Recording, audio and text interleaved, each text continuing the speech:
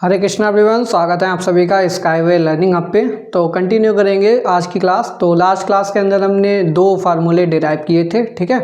तो आज की क्लास में हम यहाँ पर फर्दर मैंने बोला था, होमवर्क में बोला था कि लॉग बेस ए एक्स का डिफरेंशिएशन क्या होगा, ठीक है, डिफरेंशियल कोफिशिएंट इसका क्या होगा।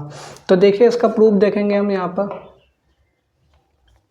हमको पता है कि हमको निकालना है D over d x of log base A x, ठीक है।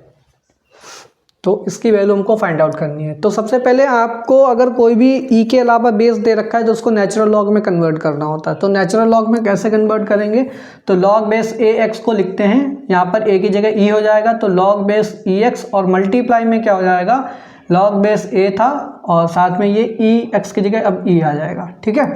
यानी कि ये हो जाएगा सिंपली आपके पास लॉग बेस ई एक्स और log base a E product में लिखा है, ठीक है। तो एक तरीके से ये दो फंक्शन हो गए आपके पास। लॉग बेस ए एक्स को ब्रेक कर दिया दो फंक्शन में।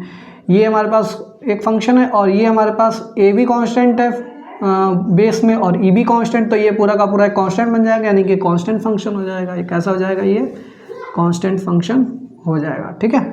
तो हमको प्रोडक्ट रूल पता है डेरिवेटिव का, तो ये हो जाएगा D over d x of, यहाँ पर दो फंक्शन हो जाएंगे लॉग, ये हो जाएगा हमारे पास लॉग बेस ई एक्स हो जाएगा इंटू लॉग बेस ए ई हो जाएगा, ठीक है।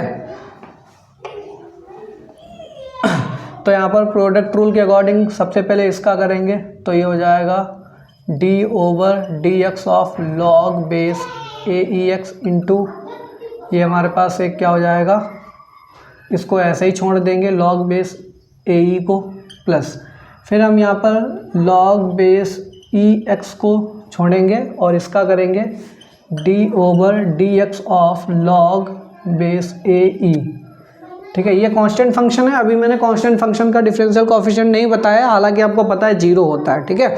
अभी मैं इसको फिफ्थ के बाद सिक्स पे उसी को डिराइव कराऊंगा कि इसका जो कांस्टेंट है ये, तो कांस्टेंट फंक्शन की वैल्यू जीरो आती कैसे आती है अभी प्रूव करके दिखाएंगे।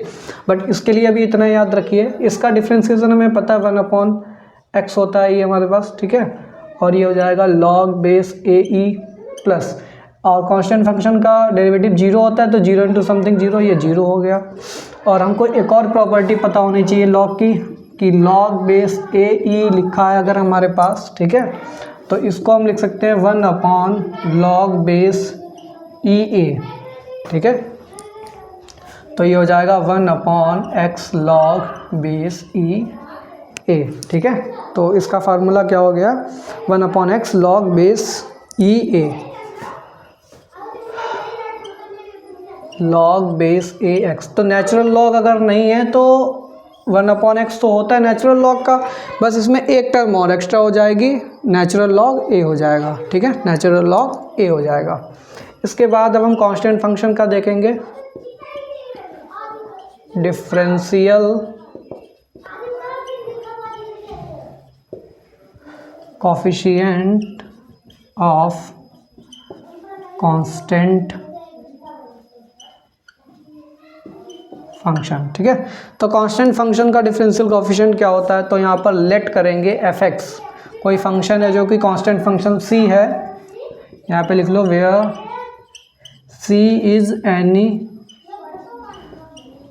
कांस्टेंट, ठीक है।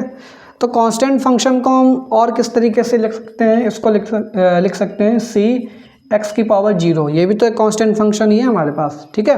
एक्स की पावर जीरो 1 बन जाएगा, तो सी इंटू 1 हो गया ये हमारे पास, ये एफ एक्स की वैल्यू हो गई। तो यहाँ से अगर हम F of x plus h की वैल्यू निकालना चाहें तो ये हो जाएगा सी इंटू एक्स प्लस एच की पावर जीरो हो जाएगा। और किसी भी वेरिएबल, किसी भी फंक्शन, किसी भी वैल्यू की पावर अगर जीरो है तो उसकी वैल्यू क्या आती है, 1 आती है। तो ये तो 1 बन गया, फिर से ये क्या आ गया, सी ही आ गया हमारे पास, ठीक है। अब हम यहाँ पर निकालेंगे d over d x of c, तो इसकी वैल्यू क्या हो जाएगी, limit h tending to zero f of x plus h minus f of x upon h, ठीक है। तो ये हो जाएगा limit h tending to zero, x plus h की वैल्यू कितनी है हमारे पास, सी आ रही है, और एफ एक्स की वैल्यू भी सी आ रही है, डिनोमिनेटर में एच, ये हो जाएगा 0/h limit h tending to 0। अब आप लोग कह रहे होंगे कि h की वैल्यू 0 रखेंगे 0.0 बन जाएगा। नहीं, ऐसा नहीं करना है, ठीक है। जब तक कि ये पूरा का पूरा सिंप्लीफाई होके ना आ जाए तब तक हम h की वैल्यू नहीं पुट करते हैं। तो 0/h की वैल्यू क्या होती है 0, तो ये हो जाएगा लिमिट h टेंडिंग टू 0 0। अब यहाँ पे वैल्यू पुट करेंगे। अब इसके बाद फर्दर सिंप्लीफाई नहीं हो सकता है। अब यहाँ पे h है ही नहीं, जब h है ही नहीं तो 0 इंटू समथिंग क्या हो जाएगा 0 हो जाएगा। लिमिट ऑफ 0 क्या होती है 0 वगैरह हो जाएगी, ठीक है। तो फाइनली कांस्टेंट फंक्शन का डेरिवेटिव 0 होता है, ये हमने यहाँ पर प्रूव करके दिखा दिया, ठीक है। तो आज की क्लास के लिए इतना ही रखते हैं। इसके बाद नेक्स्ट क्लास में हम यहाँ पर अलजेब्रा पढ़ेंगे कि ठीक है, दो प्रोडक्ट हैं अगर फंक्शंस के कोएफिशिएंट है तो उनका डिफरेंशियल कोएफिशिएंट कैसे निकालते हैं। तो मिलते हैं नेक्स्ट क्लास में, तब तक के लिए thanks for watching, have a good day.